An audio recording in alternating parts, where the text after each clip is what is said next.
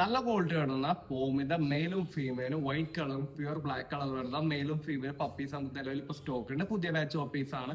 അപ്പൊ നിങ്ങൾ പോമിന്റെ ഓപ്പീസ് നോക്കുന്നുണ്ടെങ്കിൽ, നല്ല ക്വാളിറ്റി നോക്കുന്നുണ്ടെങ്കിൽ താഴേക്കാണ് നമ്പറിലേക്ക് വിളിക്കുക. തുടക്കക്കാർക്ക് എല്ലാവർക്കും വളർത്താൻ പറ്റുന്ന ഒരു ബ്രീഡാണ് പോമിന്റെ ഒപ്പി.